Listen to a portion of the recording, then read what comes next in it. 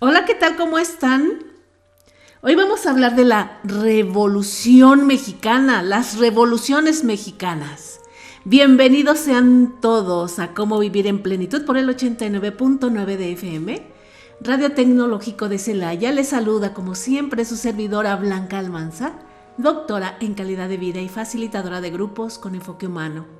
Yo les recuerdo que este programa tiene la intención de fomentar nuevas maneras de pensar, así que respiren muy profundo y déjense llevar por mi voz y mis recomendaciones. Y si no se encuentran en la ciudad, no se preocupen, pueden seguirnos por internet. Ahí si se pierden este programa y otros que se hayan perdido antes, los pueden encontrar en el YouTube.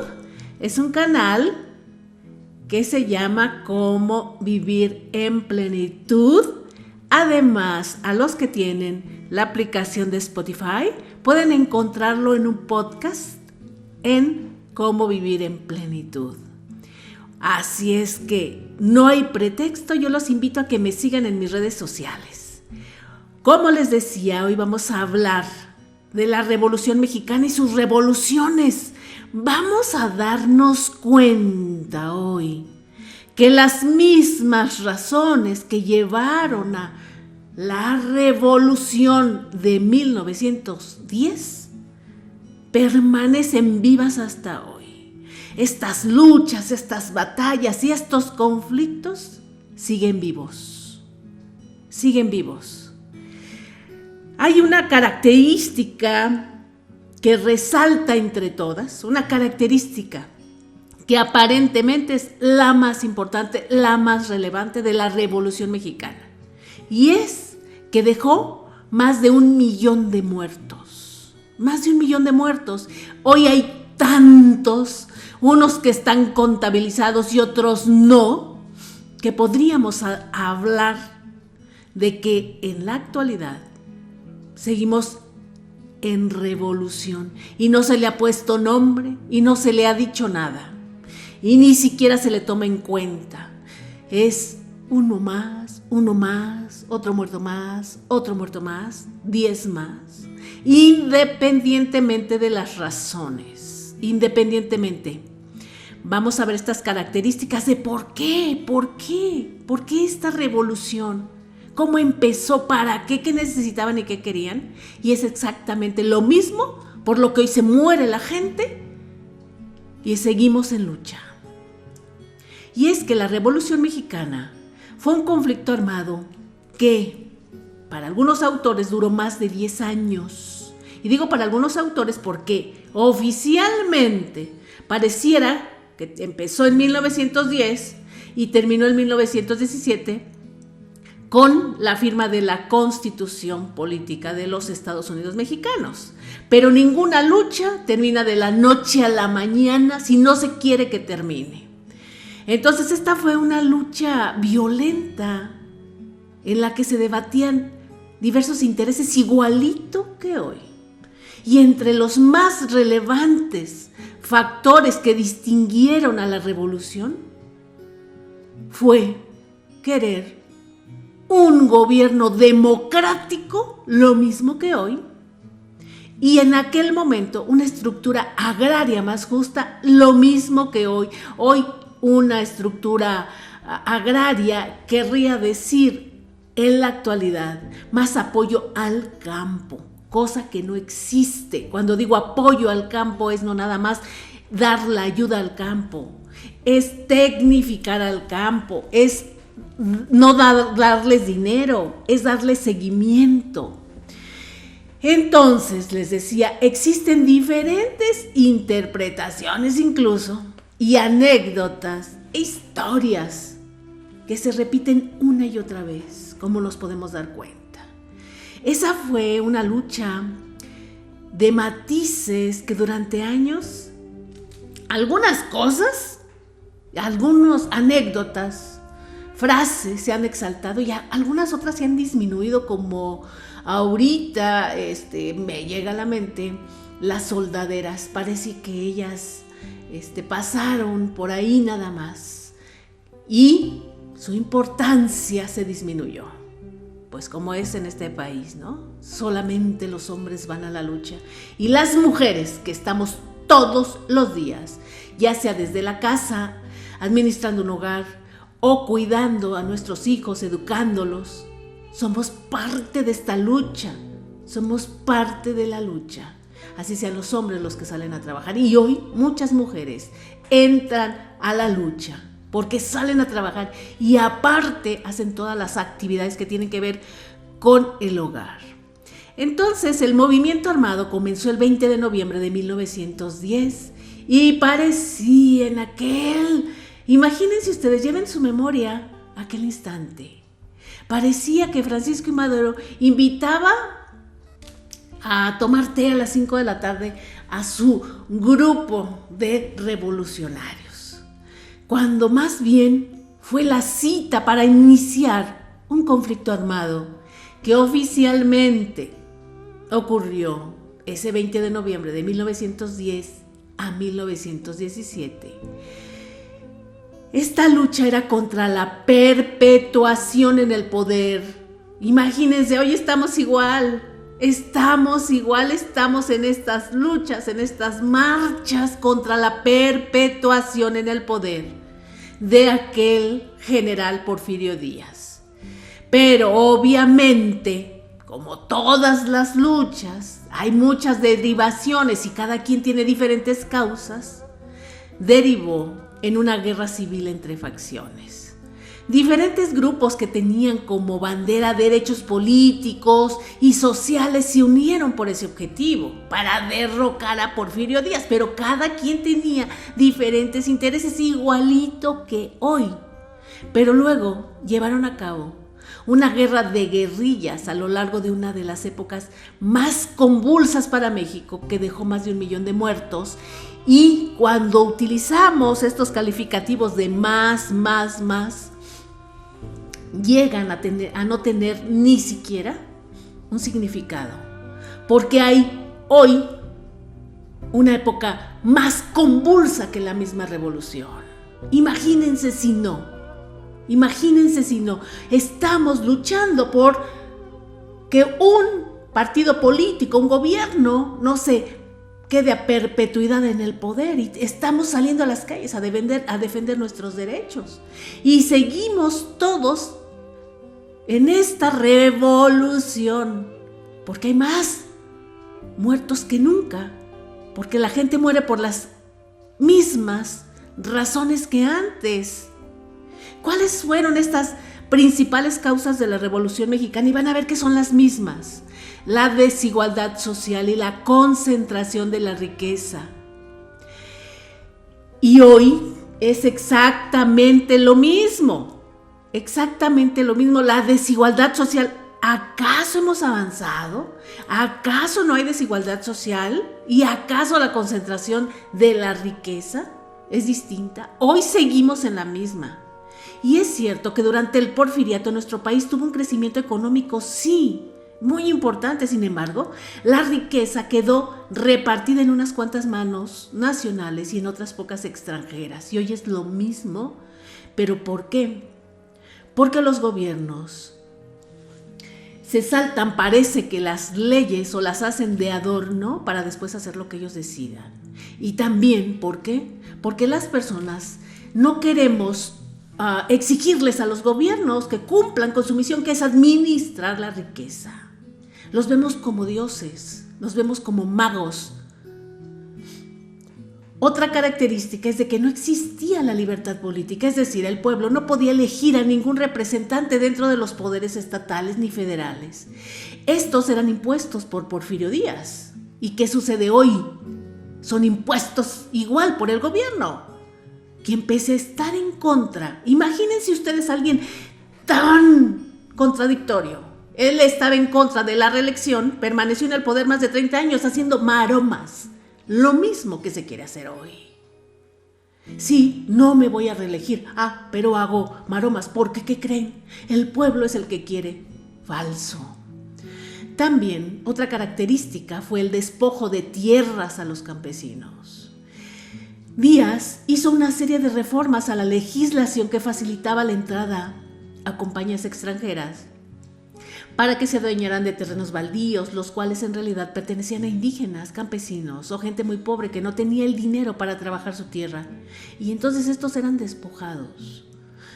Y no es que no puedan venir los extranjeros a invertir a nuestro país, pero se deben de respetar las leyes, porque de todos modos, una tierra que no se usa y hay gente muriendo de hambre, tiene que venir alguien y tiene que haber modelos de colaboración, de modelos de quien trabaje la tierra, quien conozca cómo se puede producir, los apoyos económicos, pero el dueño de la tierra tiene que tener una ganancia.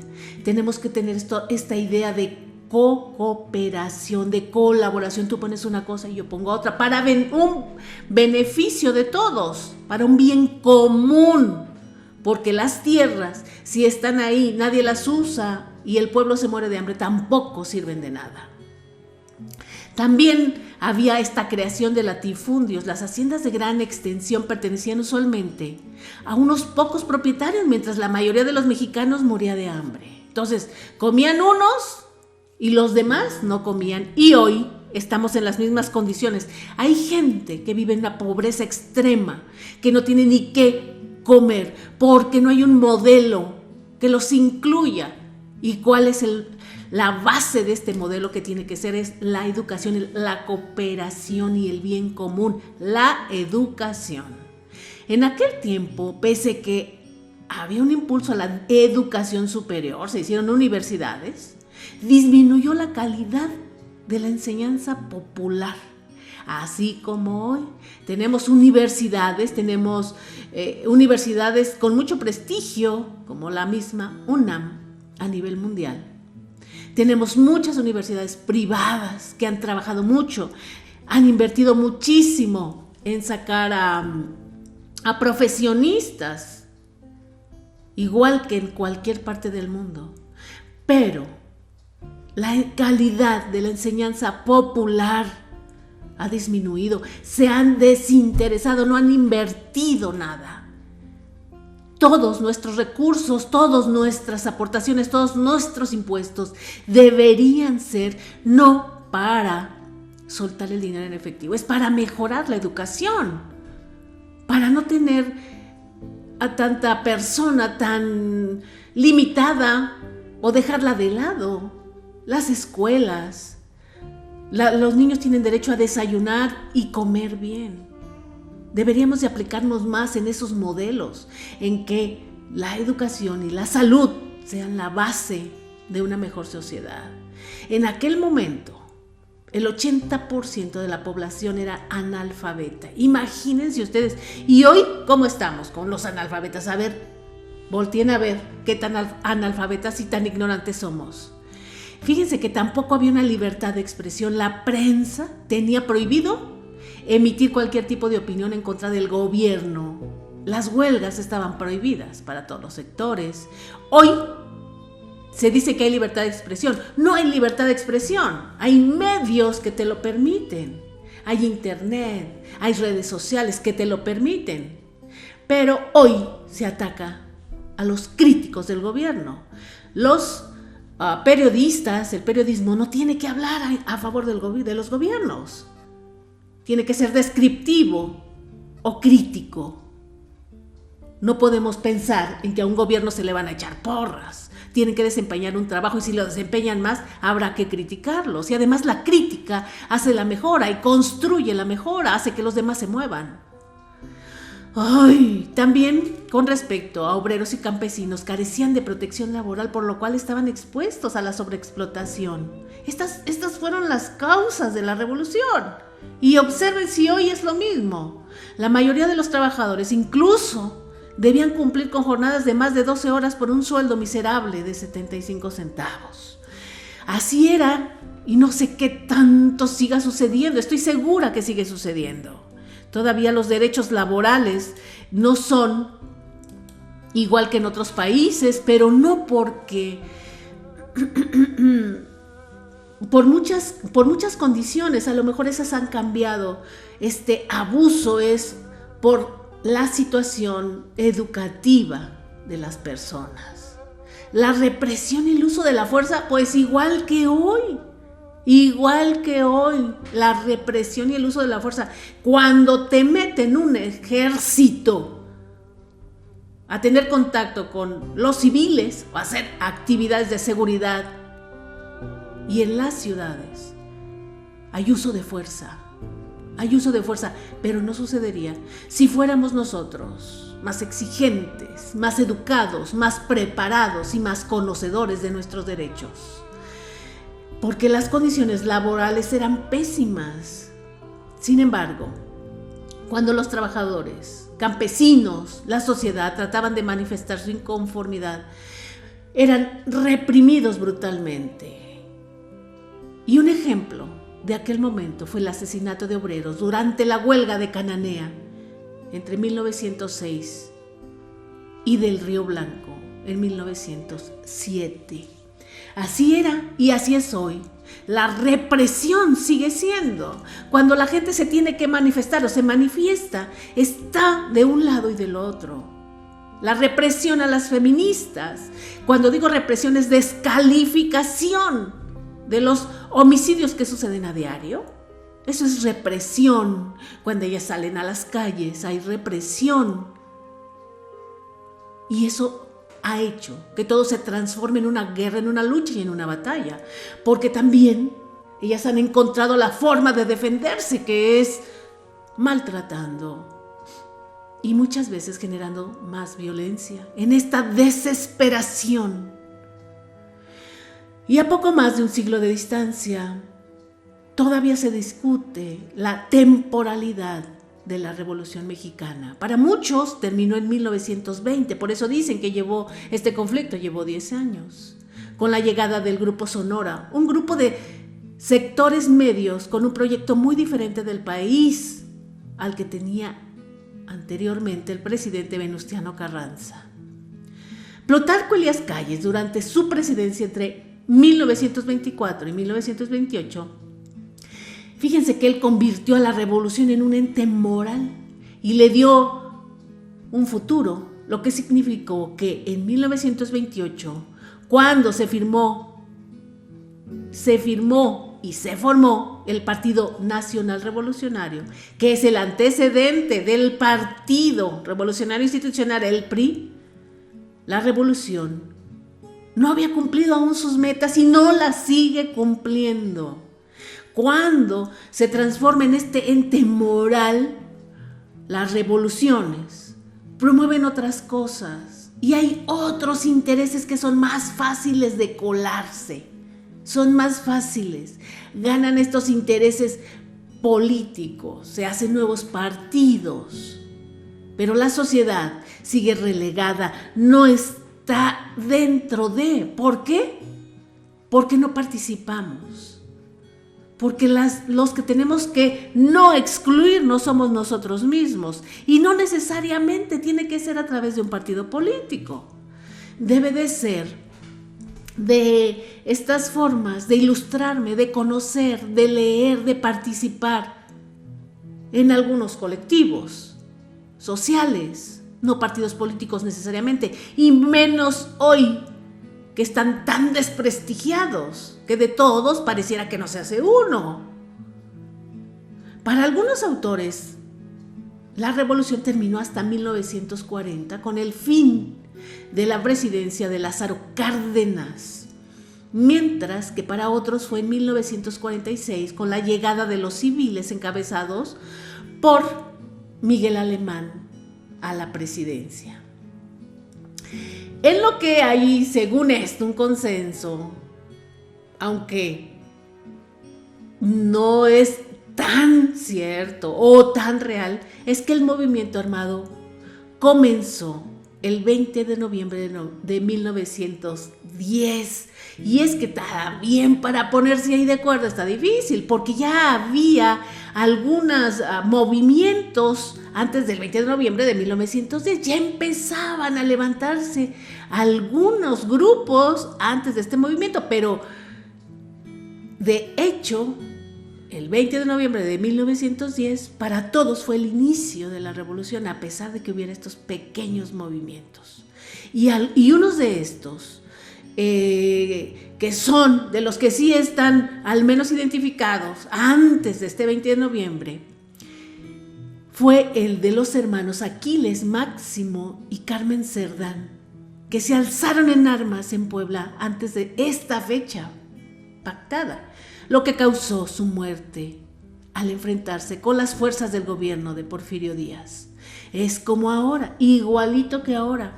Hay muchos movimientos, nada menos esta marcha nacional que hubo hace unos días para rescatar este ente que ha permitido la democracia, o al menos el camino a la democracia. Y estas formas del gobierno de desacreditar las marchas, de querer meter las manos en un ente que es de los mexicanos, con excusas de ahorros, de gastos. En este país, todo lo que cueste la democracia es poco. ¿Por qué? Porque ha sido una constante de todos los gobiernos manipular a las masas, comprar los votos, amenazar, amedrentar. Hasta hoy todavía se amenaza a la gente que si no votas por tal partido te quitan tu ayuda, tu apoyo, cuando hay leyes que ya dicen que es un derecho. Cuando te mienten, cuando hay inseguridad y la gente se manifiesta y dicen, ay, son pagados, son comprados, son un montón de gente que son conservadores, que son cuanta cosa. No podemos descalificar, seguimos igual, nada más han cambiado algunas de las formas. Pero el gobierno está teniendo demasiado poder cuando los ciudadanos deberíamos de tenerlo. Y bajo el lema sufragio efectivo, no reelección, el entonces ex candidato y líder liberal Francisco I. Madero lanzó el Plan de San Luis el 5 de octubre de 1910 para derrocar a Díaz. En el documento reivindicaba derechos laborales, la repartición de la tierra que buscaba grupos contrarios a Díaz. La lucha armada hizo surgir a otros líderes revolucionarios que acompañaron la causa de Madero. Entre estos líderes que surgieron estuvo Emiliano Zapata en el sur del país, así como Pancho Villa, Álvaro Obregón y Pascual Orozco en el norte. La presión revolucionaria tuvo éxito y Porfirio Díaz firmó su renuncia a la presidencia el 25 de mayo de 1911, dando fin a 35 años de gobierno y abriendo paso a nuevas elecciones. ¡Ay, ay, ay! Imagínense ustedes si no se parece eso a lo mismo que estamos viviendo hoy. La alternancia, hoy que existen partidos políticos, conglomerados, algunas asociaciones civiles, la sociedad es ligeramente más participativa, hay un poco más de educación.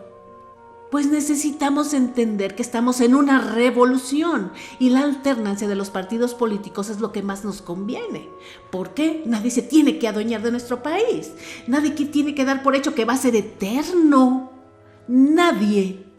Todos deben de tener la preocupación de no ser reelegidos para que hagan un buen papel. Siempre van a tener que estar pendientes de lo que hacen. De no robar porque saben que se les acaban sus 6 años y se van a la cárcel.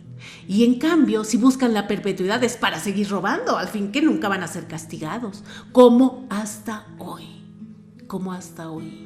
Y vamos a ver qué permitió, qué derechos, qué permitió a los mexicanos esta revolución. Por lo menos debe de haber algo bueno. La Revolución Mexicana permitió a los mexicanos de aquella época la movilización, igual que hoy, salir de sus comunidades, conocer su país, algo que no se podía hacer antes y sobre todo por las condiciones sociales y económicas. Otro aporte muy importante fue, obviamente, nuestra Constitución de 1917, que no se respeta jamás, que habla de nuestros derechos y que sería bueno que algunos artículos los conociéramos, los mexicanos, para entender de qué se trata ser ciudadano mexicano. Y se establecieron ahí, por primera vez, los derechos de los obreros, los derechos sociales de los mexicanos, a la salud, a la vivienda, al trabajo.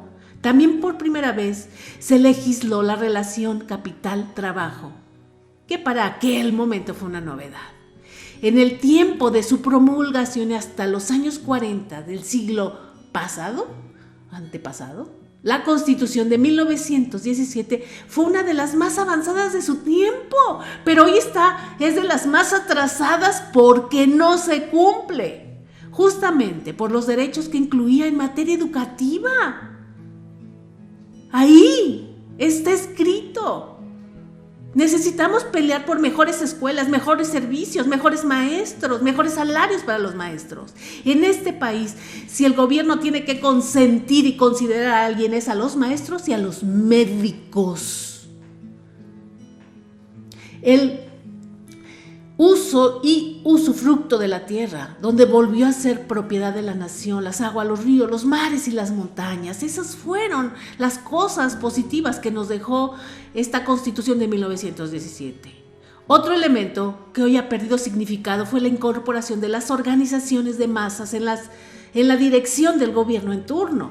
Las organizaciones de las masas. No se puede entender una buena parte del siglo XX sin la participación de las masas obreras, campesinas, especialmente a través del movimiento obrero organizado, pero no amedrentado, es convencido por un México y una lucha de un gobierno más democrático. No es por conveniencia de que te voy a dar una diputación, no es por conveniencia que te voy a dar una embajada, que te voy a dar un municipio para que lo gobiernes. Aquí se negocia todo eso. ¿Por qué? Porque no se cumple, porque nada más se sabe prometer.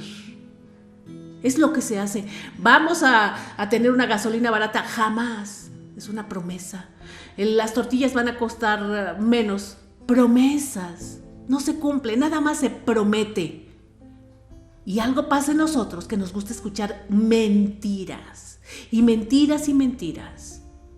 El gobierno, a los hechos, debería ser juzgado. La inflación sigue su curso, todo cuesta más caro, a todo mundo le alcanza para menos. Eso no es un buen administrador y en cualquier empresa ya estaría despedido, haciendo proyectos que no producen, que nada más gastan. ¿Quién va a aguantar? Solo México. Entonces México se industrializó sobre todo a partir del gobierno de Miguel Alemán. ¿Pero por qué? Gracias a las divisas que generó la agricultura de exportación. Siempre se mantuvo como meta conseguir que hubiera una reforma agraria que beneficiara a la mayoría de los campesinos. Pero con la llegada del Grupo de Sonora al poder en 1920 se mantuvo la idea de la posesión de la tierra y su cultivo para mantener al campo mexicano en propiedad de pequeños agricultores. Y como les decía, no está bien ni mal, pero los fondos, los intereses, la exportación deja divisas para que crezcan otros sectores. Y los que deciden tener su tierra tienen que tener dinero, tecnología, asesoramiento, para que pueda producir, porque si no, no produce, es puro tiradero de dinero. Si les dan el dinero a los campesinos en sus tierras de temporal y nada más les dan el dinero, pues muchos compran una semilla sin conocer qué tipo de semilla. Si no llueve, no se da y ahí se quedó. Sin un asesoramiento de que tienes que deshiervar, a qué hora se le tiene que fertilizar. Se tiene que ver como eso y no como que te estoy dando un dinero para que hagas lo que sea, porque de todos modos no se produce, no llega a lo que debe de suceder, no se produce el alimento para esa gente que puede vender o bien un autoconsumo, que es el maíz, el frijol. No se puede soltar el dinero nada más así, porque entonces estás comprando a la gente. Y jamás va a salir de ahí. Jamás quieres que salga de ahí. ¿Por qué? Es una maniobra con cierto engaño. ¿Por qué quiero que no produzcas? Para que tú sigas dependiendo de mí. Y el día que seas autónomo y que aprendas a producir, entonces ya no vas a necesitar de un gobierno. Entonces ya no vas a necesitar esta ayuda. Y vas a ser más objetivo al momento de decir, este administra mejor los recursos, sabe mejor cómo le debemos hacer. Este no nada más me da el dinero, este me ayuda, me apoya, me asesora, me orienta. Igualito debe de ser en todas las áreas. Cuando das una beca a los estudiantes, pero el niño tiene zapatos, ¿en qué condiciones vive? ¿En su casa hay violencia? ¿El niño en dónde duerme? ¿Cómo está su escuela? Eso es lo más importante, no darles el dinero. Primero lo primero, ya después veremos. Porque si no, no se cumple con el fin. Y el hecho es que seguimos igual, con estas diferencias sociales. Con estas diferencias y falta de oportunidades. ¿Por qué? Porque a unos niños están por debajo, porque unos ya no alcanzan a terminar una carrera, una licenciatura. Porque cuando salen de una licenciatura no tienen otro idioma que debería de ser. ¿Por qué? Porque los que tienen más de un idioma tienen los mejores puestos de trabajo. Entonces, si hay oportunidades de trabajo en donde se requiera más de un idioma, el inglés y el español por lo menos, pues estamos obligados a estudiarlo y a darles en las escuelas públicas los dos idiomas. Ay, ay, ay. Así las cosas. La revolución tuvo una gran influencia también, como hasta hoy, en las artes, donde inspiró al muralismo, la pintura, las novelas de revolución, en la literatura. Y además se hacían temas de danza, cine y música referentes a la revolución. Y hoy sigue igual, nada más han cambiado los temas. ¿Por qué? Porque estos corridos revolucionarios hoy se han transformado en corridos hacia la gente que se dedica a actividades ilícitas, y siguen los corridos. Y seguimos luchando y seguimos en guerra y unos contra otros, como si no fuéramos mexicanos. Y sigue la educación igual, escasa, y sigue la pobreza, y sigue el hambre, y sigue el gobierno creyendo que México es de ellos y solo para ellos. Así es que seguimos en revolución, y todos los autores que le ponen una fecha que empezó en 20 de noviembre en 1910, sigue hoy, este 20 de noviembre del 2022. Seguimos en guerra, seguimos en batalla, siguen los muertos, el abuso del gobierno sigue. Y las voces calladas de muchas mujeres asesinadas continúa. Y pareciera que no pasa nada. La descalificación de las marchas, de los que quieren que haya un verdadero cambio. Y me incluyo entre ellos. No es un interés personal. Yo sé que si hay un bien común, yo sé que si todos tenemos las oportunidades, y hablo por mí misma, porque tuve oportunidades en cuanto que empecé a trabajar y a estudiar, porque fui una persona que se revolucionó a sí misma, porque no terminé una carrera antes de tener un hijo, y después me dediqué a trabajar y estudiar incansablemente, y tuve una oportunidad y he mejorado mi educación, mi calidad de vida en todos los aspectos. Mi visión es hacia adelante, hacia el estudio, el conocimiento y el trabajo. Eso es como debemos observarnos a nosotros mismos, revolucionarnos hasta que alcancemos nuestras propias metas. Pero la revolución empieza por nosotros. Las soldaderas y la Revolución Mexicana, durante la Revolución Mexicana hubo mujeres que lucharon en los campos de batallas, soldaderas o mujeres soldado. Estas mujeres lucharon en ambos bandos, bien por decisión propia o bien a la fuerza. Soldadera proviene de la palabra soldada, que significa el salario percibido por un soldado. Los hombres entregaban su salario a las mujeres para la compra de víveres, preparación de la comida, lavado de ropa y otros servicios. Y con frecuencia, las soldaderas hacían muchas otras cosas, además de las labores domésticas. Algunas seguían a los soldados creyendo que estarían más seguras que permanecer en el lugar en donde se encontraban. Muchas estaban solteras y sin hijos, por lo que se podían mover de un lugar a otro con facilidad. Cuando los soldados tomaban algún lugar, no solo requisaban armas y caballos, sino que también capturaban a las mujeres, algunas de las cuales se convirtieron en soldaderas. Hay algunos autores que dedican muchos espacios a estas soldaderas. Las soldaderas fueron tan importantes durante la Revolución que líderes zapatistas incluían a coronelas, es decir, coroneles femeninos. Incluían a coronelas en sus listas de tropas junto a los coroneles varones. Cuando el secretario de guerra, Ángel García Peña, intentó que las soldaderas no participaran en combates, líderes federales le advirtieron de posibles revueltas entre las tropas. Sin embargo, Villa creía que las soldaderas obstaculizaban el progreso de la tropa, aunque permitía que acompañaran a sus ejércitos porque necesitaba más efectivos y los hombres querían a soldaderas entre sus filas.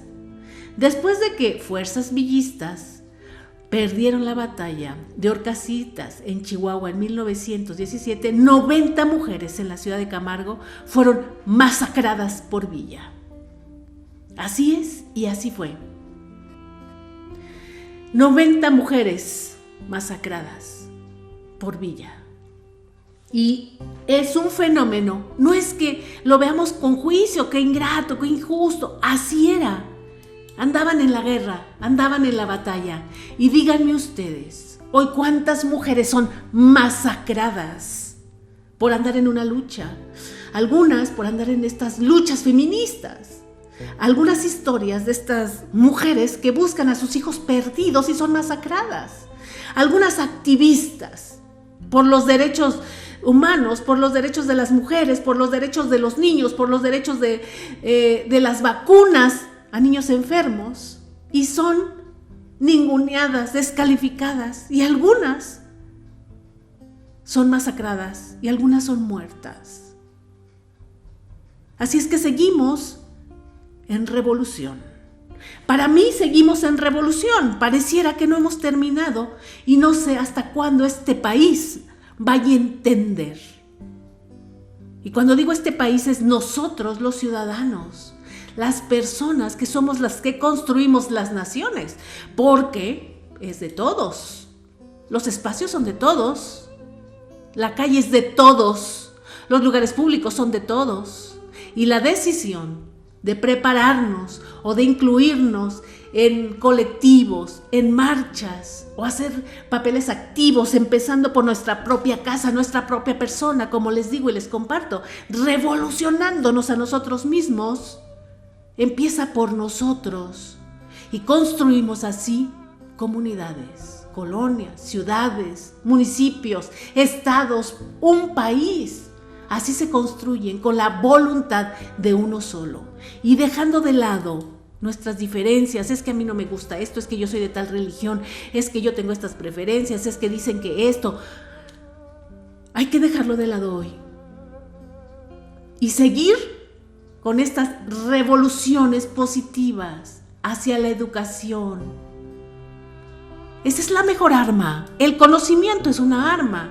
Si nos sentimos que estamos en una era moderna, digital y en donde tenemos redes sociales y sabemos, hay muchas personas que no saben hacer cosas elementales de la casa, arreglar una llave, una puerta o hacer comida.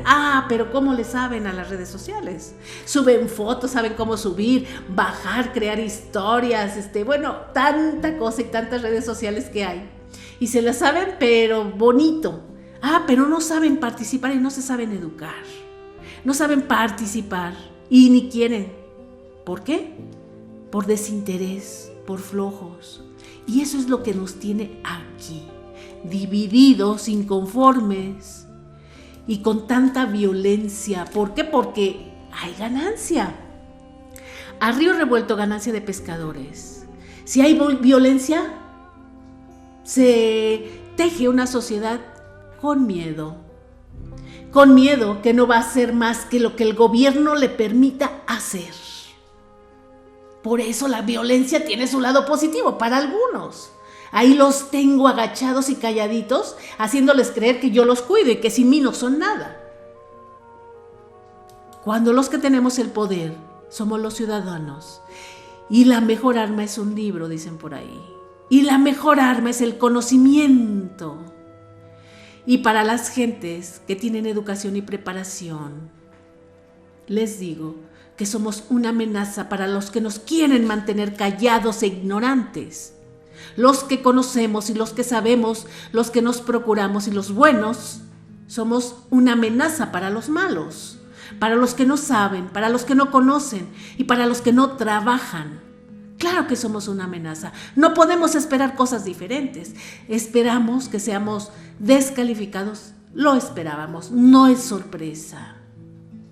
Así es más o menos como están las cosas, porque hay mucha confusión. Ya no sabemos quiénes son los buenos y quiénes son los malos. Los buenos somos los honestos, los honrados, los que trabajamos, los que hacemos el bien común. Esos somos los buenos.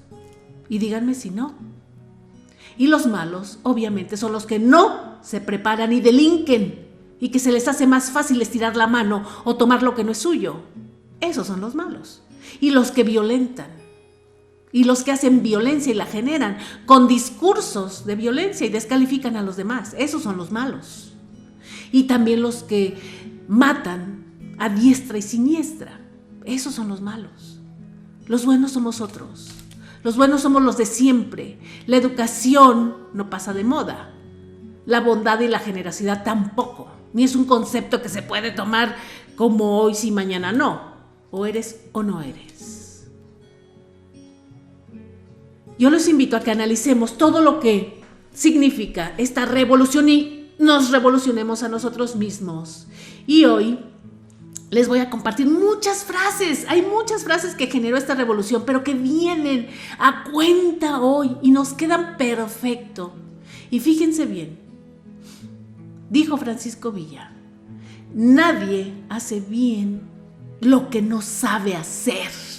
Nadie hace bien lo que no sabe hacer. Por consiguiente, nunca se hará república con gente ignorante, sea cual fuere el plan que se adopte. Él lo decía en algún momento y así fue. ¿Por qué? Toda frase tiene un contexto de vida y es muy probable que ni le entendieran lo que proponía, lo que quería y lo que decía. Y entonces le surgió esa frase.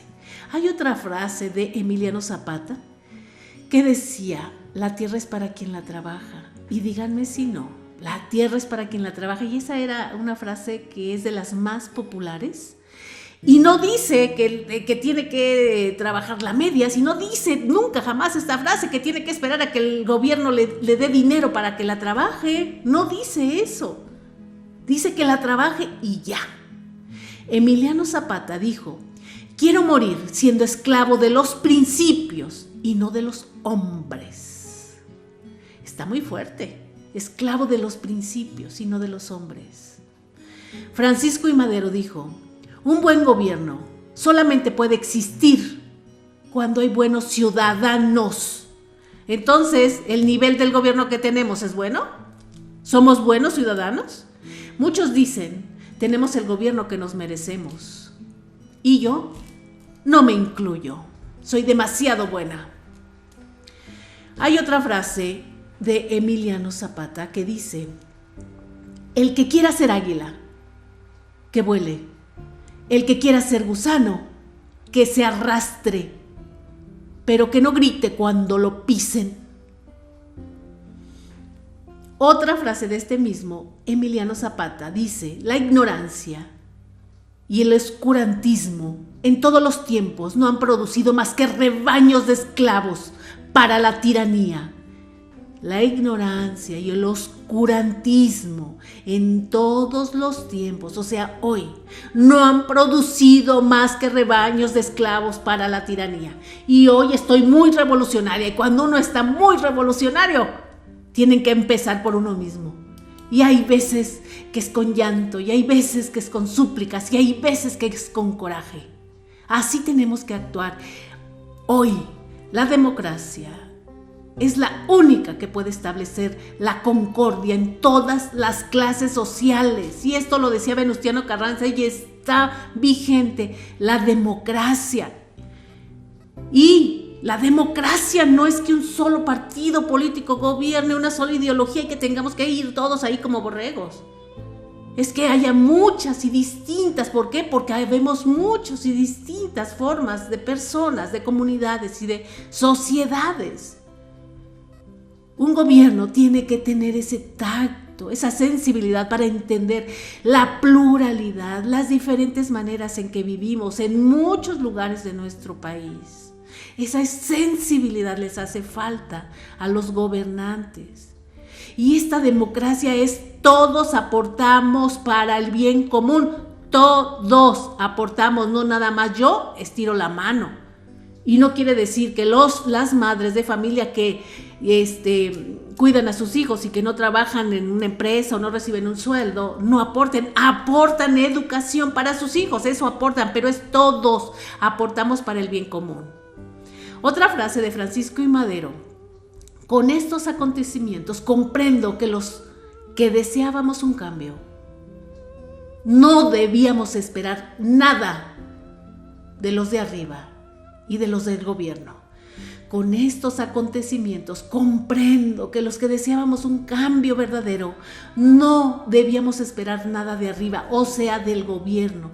Igual hoy, los que esperamos un cambio, no podemos dejar en manos de un gobierno el cambio. El cambio lo hacemos nosotros. Y esas frases ya están muy trilladas, pero parece que a todos se nos olvida. Por eso estamos en estas revoluciones. Lo que necesitamos es que no haya tantos muertos. Seguimos persiguiendo lo mismo. Necesitamos que haya más educación, que la gente se eduque, que nuestras escuelas, que la educación pública sea de excelencia. Y cuando digo excelencia es que estén cubiertas absolutamente todo. Los maestros con capacitación, con buenos sueldos, valorados. Y los niños que lleguen a sus aulas en donde haya todos los servicios, agua, buenos besabancos, escuela pintada, bonita, áreas donde salir a jugar, donde comer, donde su desayuno, sin hambre. Y obviamente participar las madres de familia para hacer nuevas sociedades. Hay otra de Francisco Villa que dice: la incultura es una de las desgracias más grandes de mi raza. La educación de los hijos de mi raza es algo que no debe pasar inadvertido para los gobernantes y para los ciudadanos. Nunca al problema educativo se le ha dado la atención necesaria.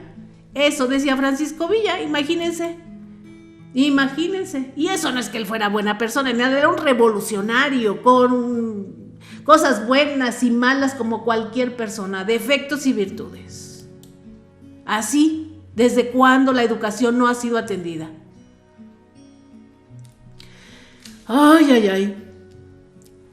El caso es que los invito yo a tener estas reflexiones. Y por último voy a leer una frase de Francisco I. Madero que dice: al conquistar nuestras libertades, hemos conquistado una nueva arma.